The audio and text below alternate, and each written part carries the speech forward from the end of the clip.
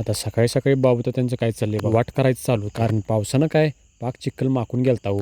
चला तर मग मित्रांनो, नवीन एका आपल्या व्हिडिओमध्ये आपलं स्वागत आहे. आता सकाळी सकाळी लवकर उठून बिनावरता गेलतो बघा आपल्या रानात. आता जिथं आपलं काम होतं त्या रानात आलतो बघा. आता असल्या पावसात काय विहिरी पाक तुडून भरून गेलत्या बघा. आता जे काम आपल्याला करायचं होतं ते चालू केलं बघा. ऊस दाबायचा होता हो. आता हे अशा पद्धतीनं ऊस दाबून घेत होतो. ह्या बाजून ऊस दाबायला चालू केलतो बघा. कारण थोडं इकडे ह्या बाजू तालीवर जरा पडलेलं आहे. असंच दाबत दाबत आता कधी कडेला आलो हे कळालंच नाही. आता अशा पद्धतीने ही ताल दाबून पूर्ण ओके मध्ये झाली. आता मग काय शिरलो की पाटात. आता हे पाटातला पण दाबायचा बघा. हे अशा पद्धतीने दाबून घेऊन का नाही, कारण उद्या पाणी तिने पाजवायला आपल्याला सोपं पडते. ऊस पण मोठा होता, जरा आतमध्ये सेंटरला असल्यामुळं जरा उकडत होतं पण लय.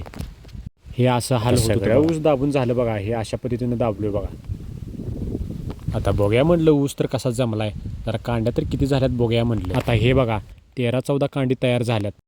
आता हे असं सेंटरला मध्ये राहिलेलो, हे चारी बाजूनं असं ऊस दाबलेलो बघा. आतनं एवढ्यात काय हाताला कूस म्हणजे मावत नव्हतं. तसंच आता चिखलातनं बूट काढून बाहेर आलो बघा. तसा बारीक पाऊस पण होता, त्यातनं पण उकडत होता बघा, घाम येत होता. आता म्हणलं झालंय काम, बाहेर पडूया म्हणलं. आता नारळी झाडावर एक नजर टाकूया म्हणलं, कवळी नारळ तर पाणी प्यायला मिळतात काय बघूया म्हटलं. आता विहिरीत गार पाण्यात आता हात पाय धुवायचं म्हटलं, तेवढ्यात काय ह्यो बसलाय बघा इथं नांग काढून.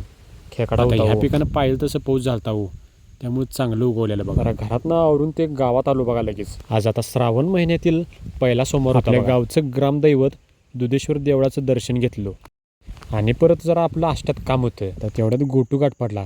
गोटू पण म्हटला मी पण येतो, थांब मला पण व्हिडिओ घे जरा.